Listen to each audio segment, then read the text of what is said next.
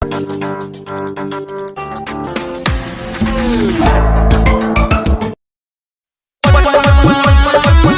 भले लूटाएंगे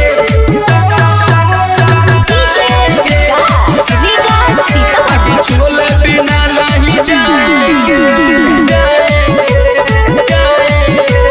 छोले बिना नहीं जाएंगे।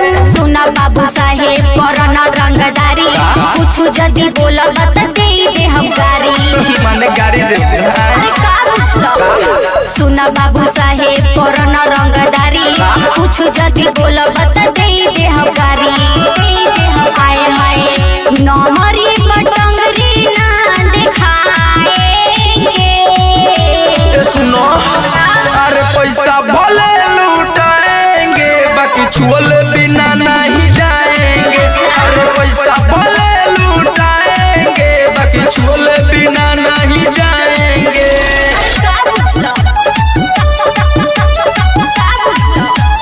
पैसा भले लूटाएंगे बाकी छोले बिना नहीं जाएंगे।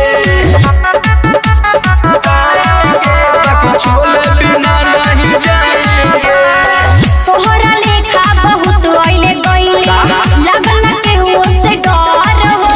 अरे हमरा लेखा तू देखले न होबू बानी भोजपुरिया मरद हो। अरे वो तो देखो ही में बुझाता आए हाय तोहरा लेखा बहुत आइले गइले लगन के हो से डर हो। अरे हमरा लेखा तू देखले न होबू बानी भोजपुरिया मरद हो। ऐसे न देहिया में हमरा सटा बहिया में धके बाबू ऐसे न लिपटा ऐसे न लिपटा ओठवा के लाली बोलल जाएंगे।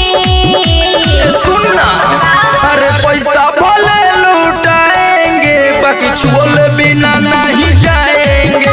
अरे पैसा भले लूटाएंगे बाकी छोले बिना नहीं जाएंगे।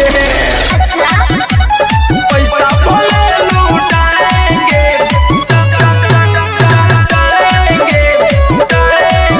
बाकी छोले बिना नहीं जाएंगे।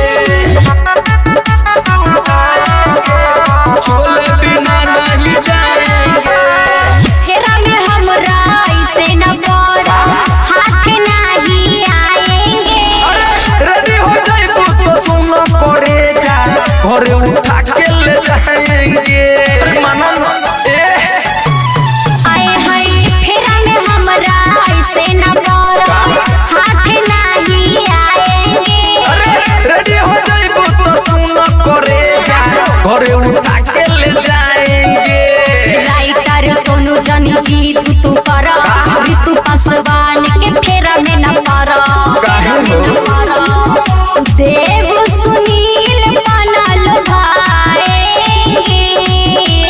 सुनना अरे पैसा भले लूटाएंगे बाकी छोले बिना नहीं जाएंगे। अरे पैसा भले लूटाएंगे बाकी छोले बिना नहीं जाएंगे।